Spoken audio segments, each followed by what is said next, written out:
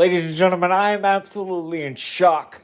As we wrap up tonight's SmackDown watch along, we just had a very uncomfortable situation in the ring. Drew McIntyre was forced to apologize to referee Dan Engler for the Claymore kick to earn his championship match, along with paying a fine to general manager Nick Aldis, which he did.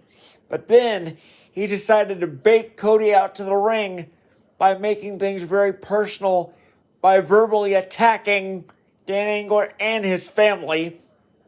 So Cody comes down there, and it looks like Cody's about to strike McIntyre, which thankfully did not happen, because if it does, Cody would be stripped of the title.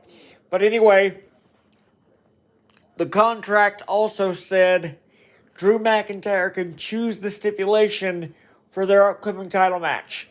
So McIntyre said that the title match will take place in 2 weeks on SmackDown in Berlin, Germany. But this isn't going to be just a normal match. This is going to be what's called a 3 stages of hell match. Now, for those of you that don't know,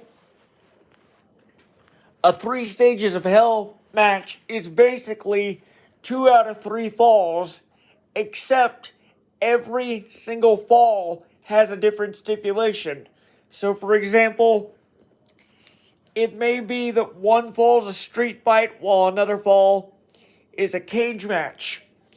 And if necessary, the third fall may be something like a ladder match. That's just an example. But if the past has shown us anything in WWE or in pro wrestling in general, it's that with these kinds of stipulations, anything can happen, and usually does. So hopefully we're going to find out more next week. Meanwhile, I have a couple of news items to bring you. Please do not forget that tomorrow on pay-per-view, AEW presents their final pay-per-view of the year, World's End, along with the finals of the Continental Classic 2025 and the World Title 4-Way. We got Swerve Strickland,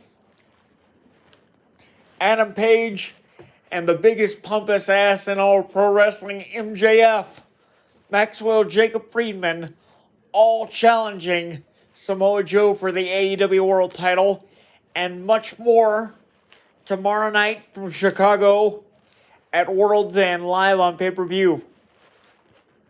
Meanwhile, Monday night, the final Raw of the year will take place live in Orlando on Netflix. So make sure you stay tuned for that. And beginning next week in Buffalo, SmackDown expands to 3 hours once again. That's right. Beginning with the very first SmackDown of the year, SmackDown expands to 3 hours beginning next week.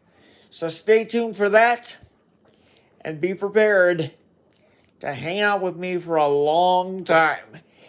In the meantime, a reminder, have a safe and a happy rest of your holiday weekend, and remember, love one another. We'll see you soon.